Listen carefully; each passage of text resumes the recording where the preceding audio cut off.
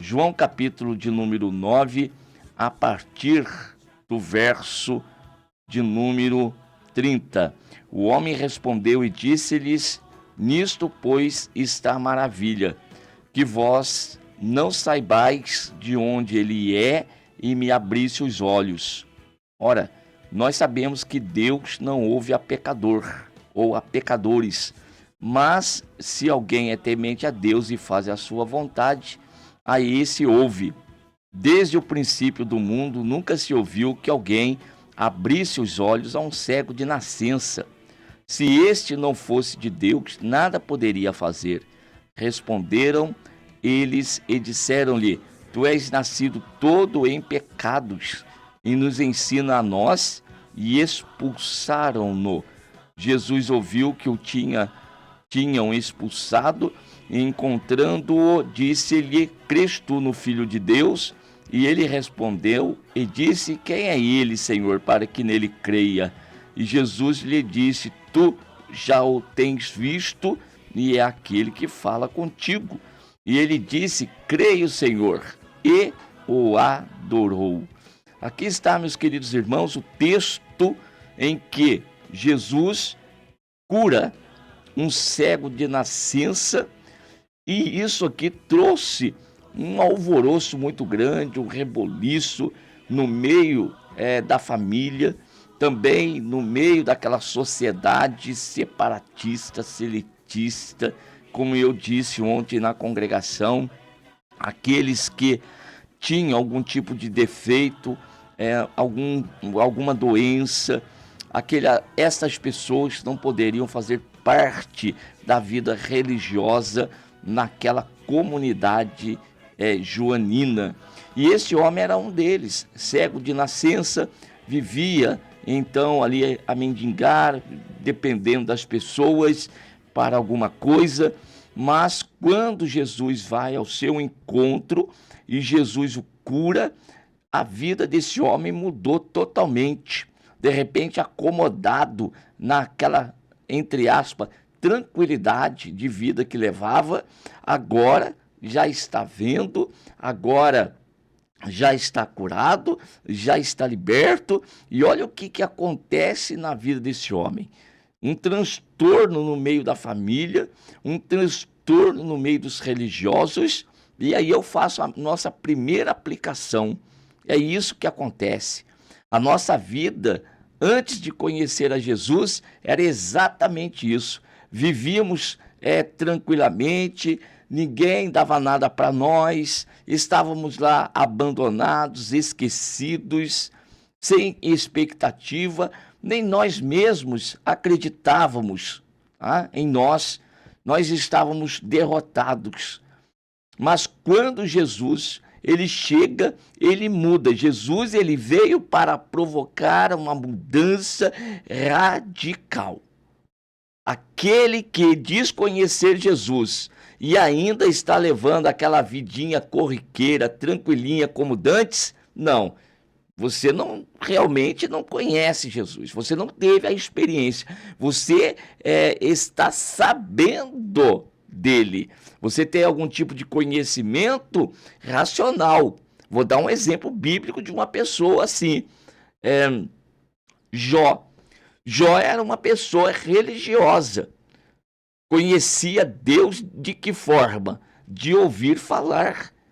E isso ele testifica no finalzinho do livro, lá no capítulo 42.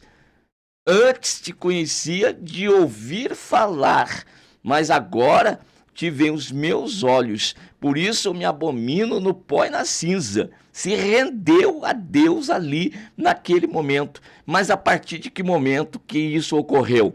Ali quando ele teve uma experiência real com o Senhor.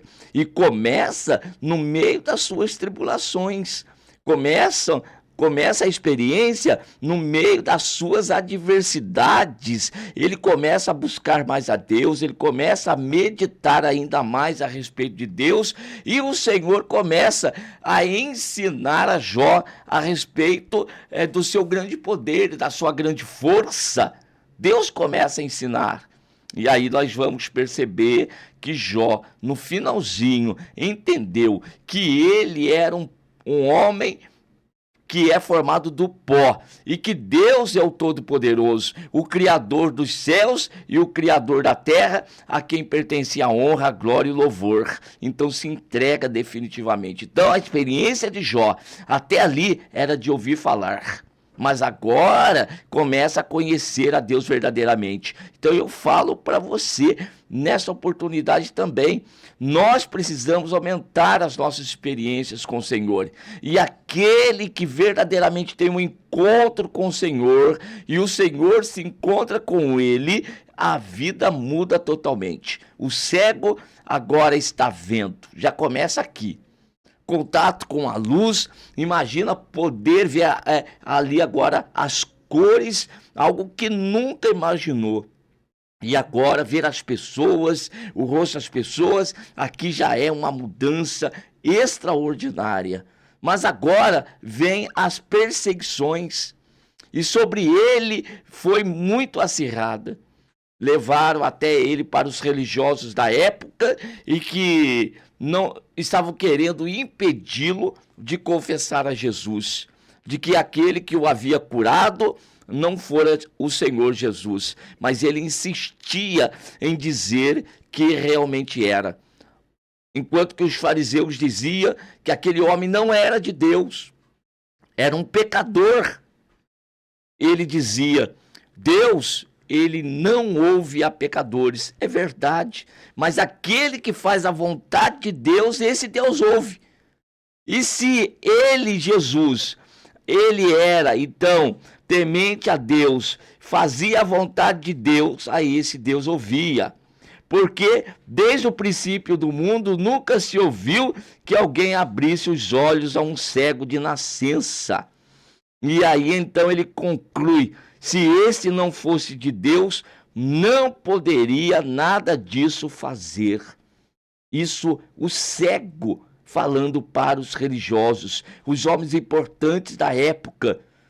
Percebo que ele não arreda o pé em nada daquilo que ele havia confessado.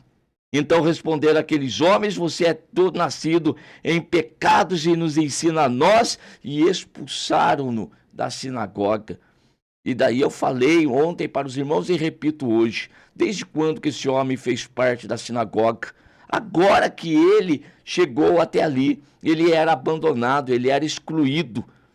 E agora tornaram a expulsar mais uma vez, mas para ele isso não faz importância. Eu nunca fiz parte disso aí, agora eu vou fazer parte de outro grupo, e agora é do grupo que segue a Jesus. E quando então expulsaram-no da sinagoga, Jesus vai até ele e aí então pergunta: crês tu no Filho de Deus? E ele quer saber quem é este. E Jesus se apresenta a ele e ele vai então dizer, confessar publicamente: creio, Senhor.